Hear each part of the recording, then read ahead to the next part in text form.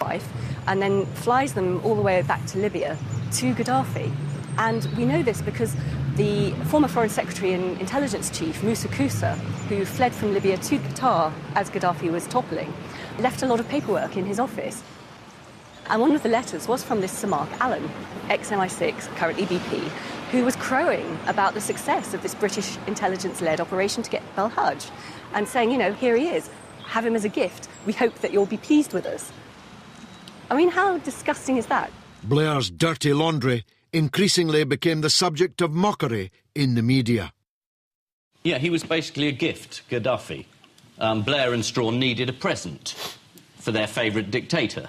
You know, maybe they'd get one in return, oil rights, or, I don't know, a bung when you leave office. That won't go in. Extraordinary accusation there. Extraordinary, suggesting that Mr. Blair has made a huge amount of money since leaving a rather bloodstained period when he was in charge. Yes. I do hope that doesn't get through. Yes. Mr. Blair chose his words very carefully when asked if he knew what was going on. Your government's been accused of being complicit in the rendition of Abdel Hakim Belhaj. Did you have any knowledge of that? No, as I say each time I'm asked about the Belhaj case, I mean, I don't have any recollection of it at all. But for all his ducking and diving, the dirt was finally beginning to stick to Teflon Tony. Tonight, 3 former UK ambassadors and major public figures have called for Tony Blair's removal as Middle East envoy. Mired in scandal, Blair finally resigned in 2015, his cloak of respectability torn away. Tony Blair has cancelled a high-profile book signing of his memoirs in London on Wednesday after protesters threw eggs and shoes at him in Dublin. You going to read it? No, I'm going to burn it. I'm not reading this. This is a book written in blood. I was actually just hoping to make a citizen's arrest on Tony Blair. I feel very strongly that the war was illegal.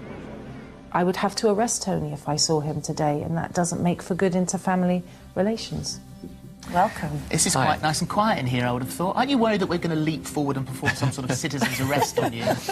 No, I'm sort of... You're safe. It might happen. You never know. Tony Blair, once immensely popular, now lingers at the edge of British politics like a bad smell. In the court of public opinion, he is despised. That's a strong word, but I think that is the situation. With his reputation at rock bottom, Blair made an enemy of the one man who might have helped him limit the damage. The Blair-Murdoch alliance had grown so strong that Tony became godfather to Rupert and Wendy's daughter when she was baptised in the River Jordan. But rumours then spread that Blair had enjoyed a dalliance with Wendy. Murdoch immediately divorced her. This is a disaster for Tony Blair, because whatever the truth of the Blair-Wendy Deng story, the fact is Rupert Murdoch thinks it's true. And these days, it's Blair versus Murdoch. What a shame somebody has to win. The killings of Tony Blair have left the future of the Labour Party and British politics hanging in the balance. But his most damning legacy is in the Middle East. The destruction of Iraq spawned a Frankenstein monster, ISIS. We actually had a military victory against Al-Qaeda in Iraq. We basically eradicated it. But we didn't do anything to make sure the politics was sorted out, that the state actually operated fairly to all the peoples that make up Iraq. And because of that, we created a vacuum, which then created ISIS. We are responsible for this. They planted the seeds of terrorism in Iraq. After they occupied Iraq, terrorism spread not only in Iraq but across the region. ISIL is a direct outgrowth of Al-Qaeda in Iraq that grew out of our invasion, which is why we should generally aim before we shoot.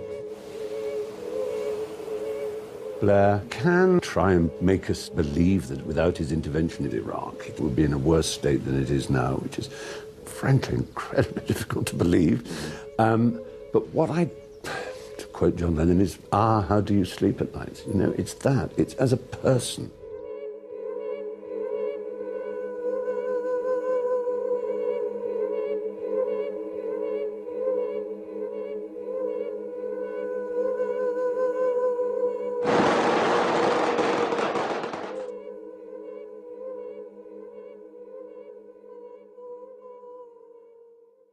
The flames of Tony Blair's legacy continue to spread ever further.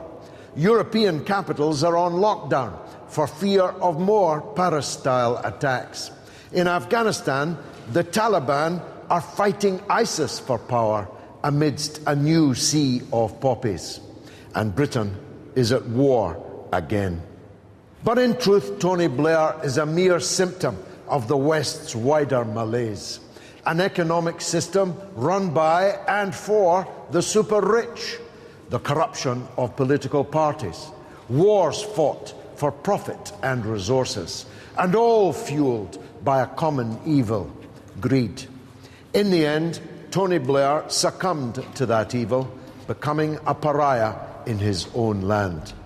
For, as Jesus' disciple Mark once told us, "What shall it profit a man if he shall gaineth the whole world, only to lose his own soul?"